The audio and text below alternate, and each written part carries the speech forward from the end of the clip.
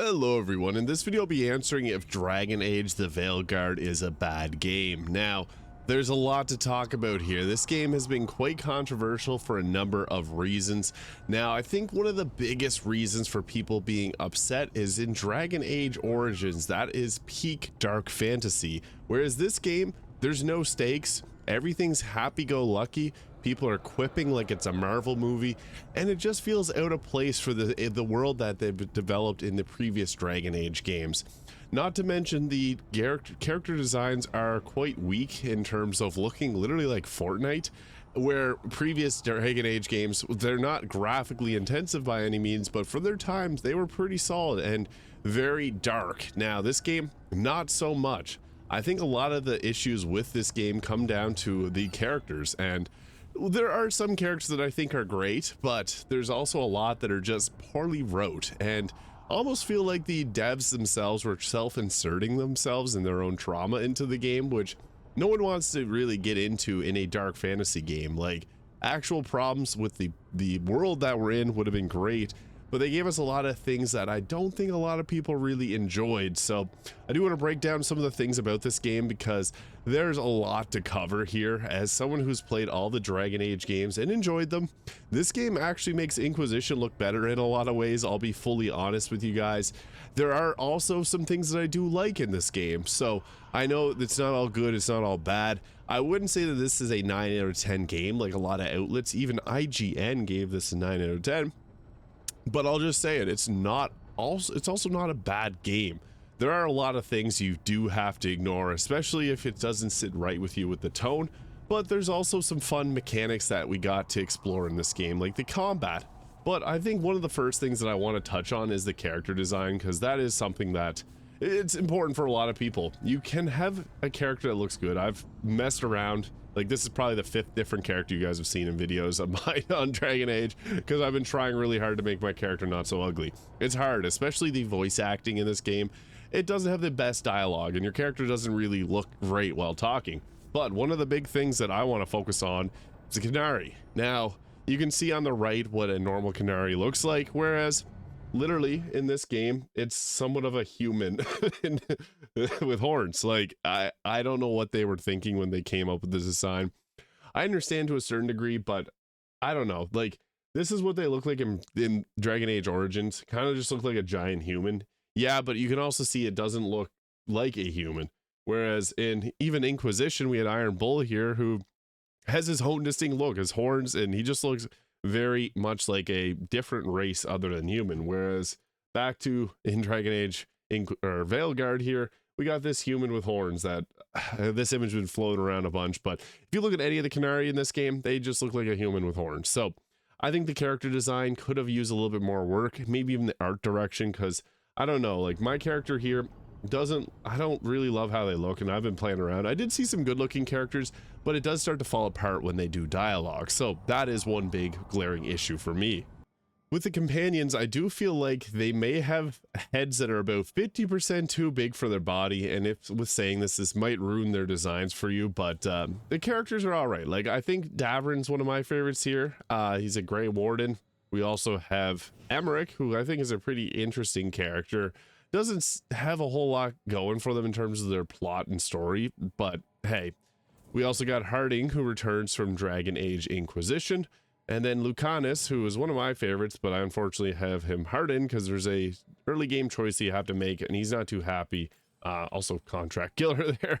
Nev, who's probably my favorite character, but just wears this dumb hat that I think just takes away from a lot of what she is, but I mean, all right dialogue. I also picked to be a Shadow Dragon, so we do have some cool dialogue there.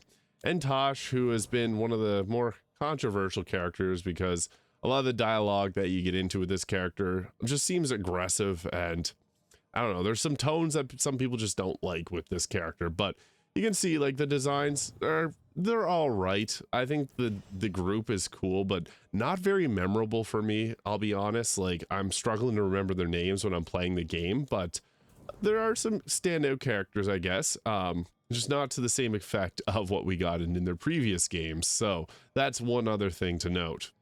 We do get a pretty good skill tree here with 3 different specializations per class. There's 3 different classes in the game. So I picked Mage, got Death Caller, Evoker, and Spellblade here. You get to choose different spells. You got different buffs that'll give you benefits like faster mana regeneration, or being able to do shocked on different attacks, or different overall attacks, being able to apply different stacks of things. And even some cool ones like I like here, the bolt volley. So when you attack, if you press the button when your staff swings, you do another volley with it. So another bolt is fired. Pretty interesting, but yeah, the subclasses seem pretty fun to play around with. I think this is one of the skills of it, is the classes and the combat itself. So you can see here the lip movements don't really line up very well, especially with the own player character. So that is obviously something that can take away from the severity of some of the cutscenes, which I think the writing itself is the weakest point. Now we do get the dialogue wheel here, so you can say some aggressive things, you can say happy things, you can say like a stern answer. We'll say this for the fun of it and see how they respond. But yeah, the lip movements just don't fully match, I feel like. And depending on certain character, like the way you make your character look, sometimes it's worse, sometimes it's better. Like this is the best character that I've been able to make so far. But this is something that obviously I have to take note of, because the cutscenes are a big part of Dragon Age games. So just wanted to make this note here. So just to show off what the combat looks like, we have our skill wheel here, which allows you to do combos, which I think is a really nice effect here. And the combat itself plays pretty fun. So I play as a ranged character, so a lot of my attacks are ranged. So I got my staff there. I'm mostly one-shotting these early game enemies. But then you also got the ability to bring out a spell blade build, which has an orb, and you have a dagger. Now you can do attacks with it here. Every class can dodge too, which I think is quite nice. Yeah, these weren't taking too much to take down. A little side note, I just want to note that the world itself is beautiful. Like the graphics are nice, good fidelity. We're running at 150 frames per second here, and I'm just using an RTX 4070. But it's the character designs that are really the worst part of the graphics. So getting some more combat here is to showcase what this looks like. So yeah, we got our spells exploding there. The combat itself is not too difficult. Like you can usually take out most enemies, especially if you have good gear, you can take them out relatively easily.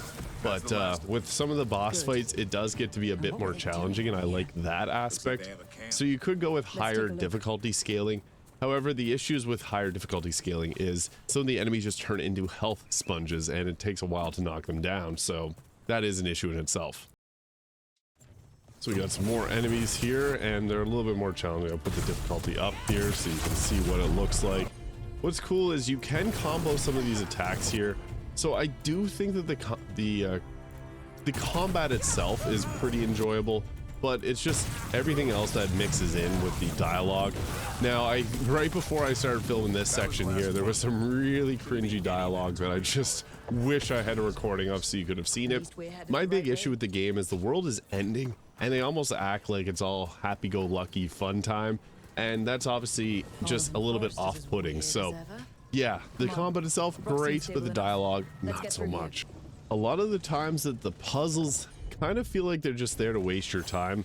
So like you have this knife that can do anything that your teammates can do, so this is required to go up here. Typically you're supposed to have Balara there to be able to tinker with that, but it doesn't really care. You can just use your knife to do it. So a lot of these are just go to this area, do this, and it almost just feels like a time waster activity instead of actual gameplay.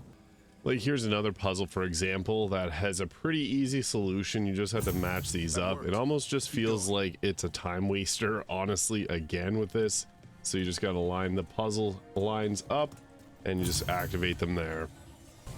We also have an ultimate attack here, which is pretty cool. So each class and specialization gets to choose their own. It's fun. I got a black hole style attack there. So I think that that part is cool. Again, the classes and skill tree are pretty well done. I like the combat, but again, the story and the overall gameplay when you're doing these quests is just a little bit lackluster. So I guess in a nutshell, I like the combat and the skill trees to this game, but the dialogue just leaves something to be desired. The plot is all right. Like I personally really enjoy the scenes with Solus, but outside of that, I find that the dialogue and writing is pretty weak and almost cringeworthy at times. Like again, I said earlier, it feels like a Marvel movie, and that's exactly how it feels. Not even a good Marvel movie, but like a teenage. This is a mature game, but it feels almost like a teenage game with how the writing goes. So yeah, I do have some things that I like about the game, but there's a lot to be disappointed with, unfortunately, and especially if you're a huge fan of Dragon Age Origins, as that game is a little bit dated at this point. Yeah, there's just some things that I wish it did a little bit differently. So is Dragon Age the Veilguard a bad game? I wouldn't say it's a bad game, but I would say that there's a lot that they could have done a lot better. And yeah, I just think that if they had have maybe let this game was 10 years in the making, so that is obviously something, but I do feel like if they would have maybe refined the plot a little bit more, things would have been a lot better, and maybe go a different art direction. But the writing really holds this game back, I think, from being a truly great game. So I just want to give my thoughts on this, because I know a lot of people are talking about this game lately, and it's not a bad game, but it's also not a perfect game. So yeah, that's my thoughts. Let me know yours in the comments below. Hit the subscribe button below if you haven't already, and I'll see you all in the next video.